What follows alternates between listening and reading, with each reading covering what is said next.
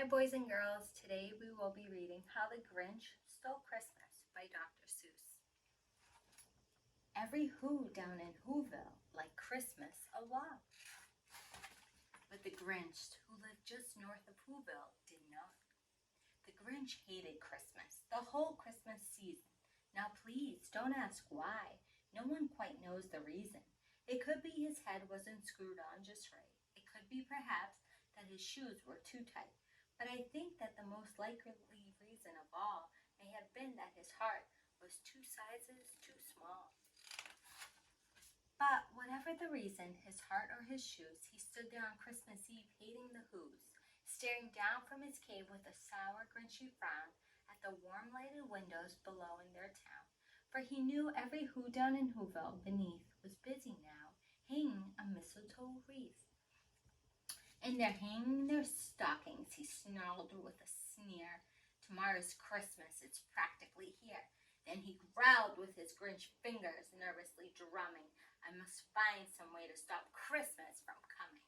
For tomorrow, he knew, all the Who girls and boys would wake bright and early. They'd rush for their toys.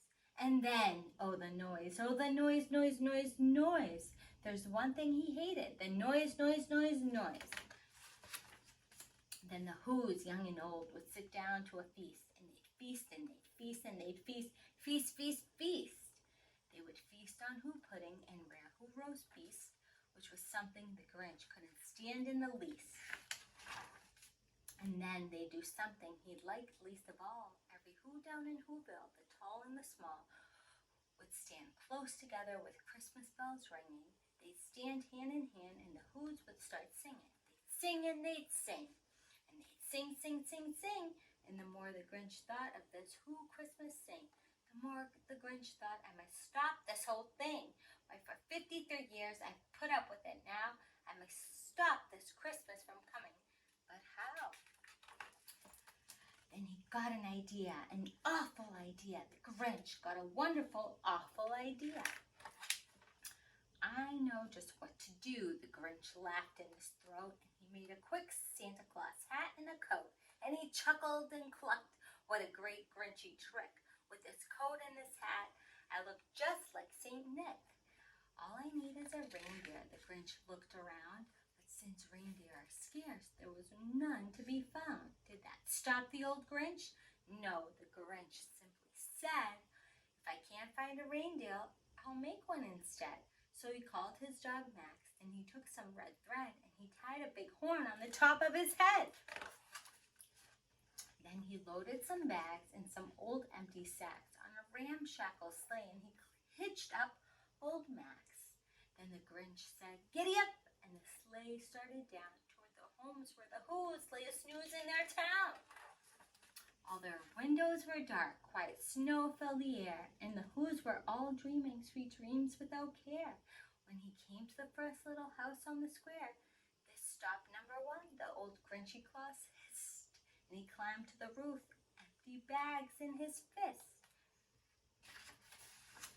Then he slid down the chimney, a rather tight pinch, but if Santa could do it, then so could the Grinch.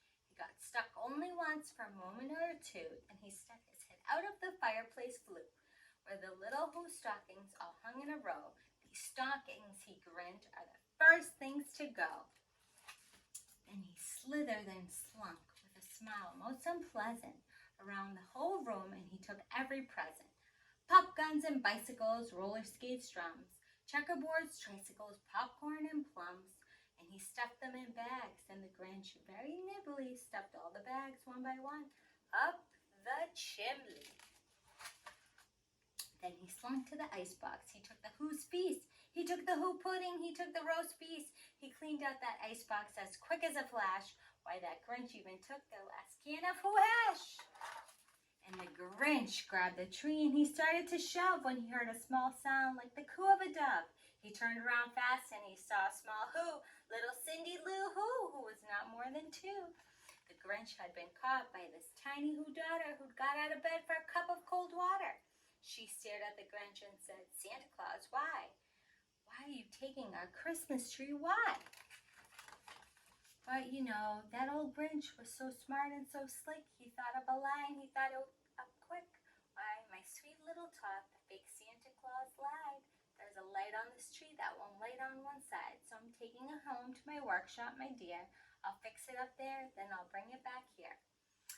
And his fib fooled the child, and he patted her head, and he got her a drink, and he sent her to bed. And when Cindy Lou Who went to bed with her cup, he went to the chimney and stopped the treetop. And the last thing he took was a log for their fire. Then he went up the chimney himself, the old liar.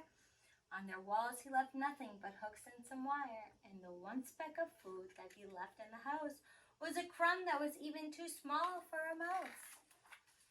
Then he did the same thing to the other Who's houses, leaving crumbs much too small for the other Who's mouses. It was dawn. All the Who's still abed, all the Who's still asnooze when he packed up his sled. Packed it up with their presents, the ribbons, the wrappings, the tags and the tinsel, the trimmings, the trappings. 3,000 feet up the side of Mount Crumpet, he rode with his load to the tip-top to dump it. Pooh-pooh to the Who's, he was grinchily humming. They're finding out now that no Christmas is coming. They're just waking up, I know just what they'll do. Their mouths will hang open a minute or two. Then the Who's down in Whoville will all cry boo-hoo. That's a noise, grinned the Grinch, that I simply must hear. So he paused, and the Grinch put his hand to his ear, and he did hear a sound rising over the snow. It started in low, then it started to grow. But the sound wasn't sad. Wow, the sound sounded merry. It couldn't be so, but it was merry, very. He stared down at Whoville. The Grinch popped his eyes, and he shook. What he saw was a shocking surprise. Every Who down in Whoville, the tall and the small, was singing without any presents at all. He hadn't stopped Christmas from coming. It came. Somehow or other it came just the same. And the Grinch, with his Grinch feet ice cold in the snow, stood puzzling and puzzling. How could it be so? It came without ribbons. It came without tags. It came out without packages, boxes, or bags. And he puzzled 3 hours till his puzzler was sore. Then the Grinch thought of something he hadn't before. Maybe Christmas, he thought, doesn't come from a store. Maybe Christmas perhaps means a little bit more. He himself, the Grinch, carved the roast beast